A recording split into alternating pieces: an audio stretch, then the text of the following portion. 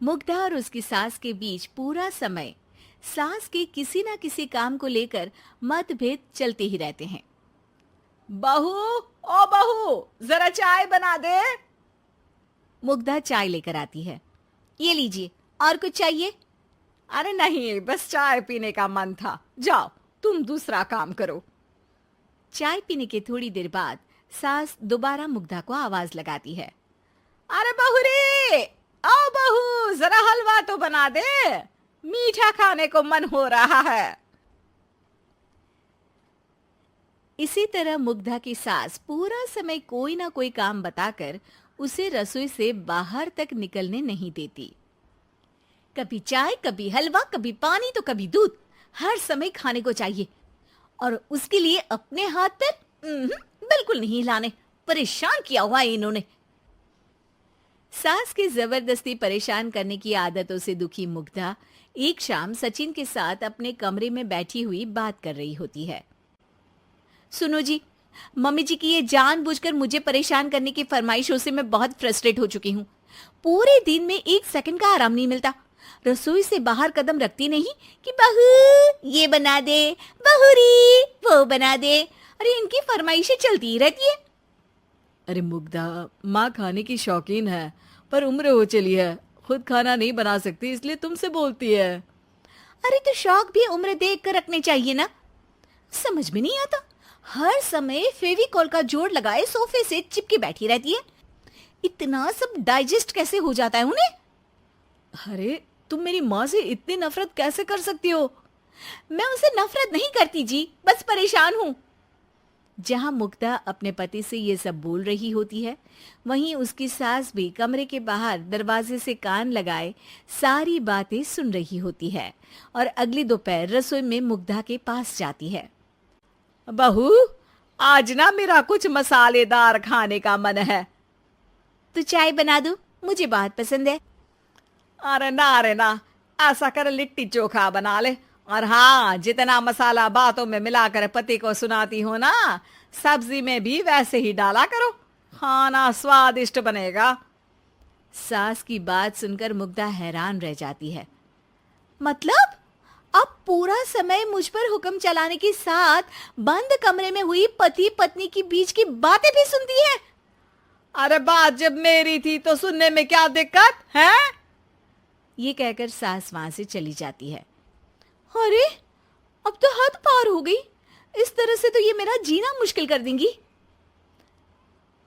मुग्धा सास की हरकतों से परेशान उसका हल सोचने लगती है और इसी तरह कुछ दिन बीत जाते हैं, जिसमें सास का जन्मदिन आता है।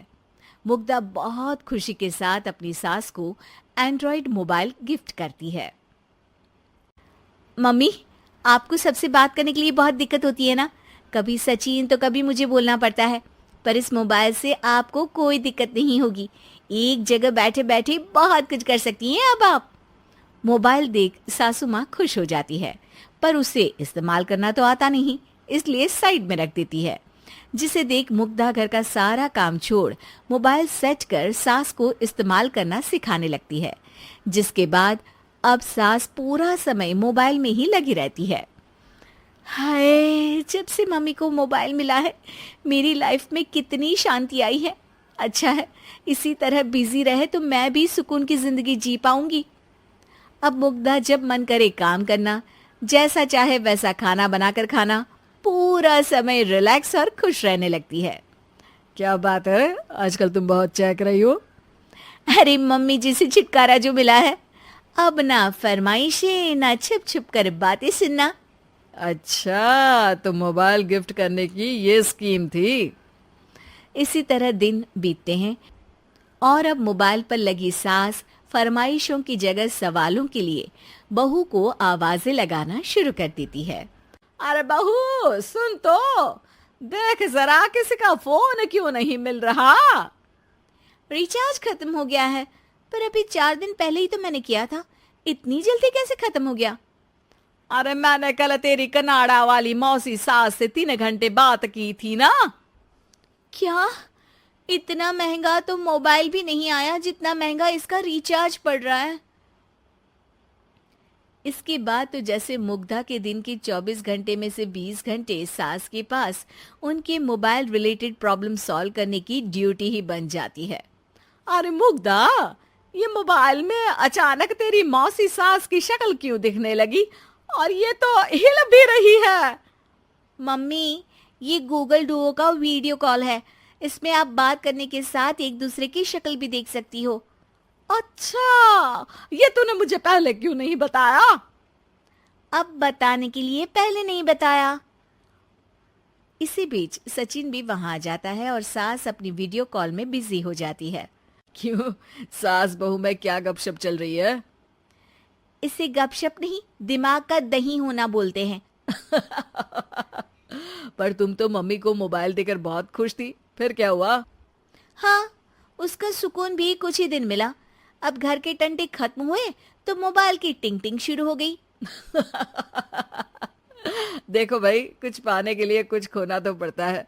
आखिर तुमने मोबाइल अपने फायदे के लिए ही तो दिया है, तो फिर सवालों के जवाब भी देने पड़ेंगे, क्योंकि जब तक उनके हाथ में ये फुंथरू रहेगा, तुम्हारी लाइफ में प्राइवेसी और सुकून रहेंगे। कहने का मतलब है अगर इससे प्यार बढ़े तो दाग अच्छे हैं। अरे मुझे पहले दिन से ही पता है मोबाइल किस मकसद से दिया गया है। भूलो मत, इससे पहले मैं बातें ही सुनती थी। सास की ये बात सुनकर मुग्धा शॉक में और सचिन हंसता रह जाता है।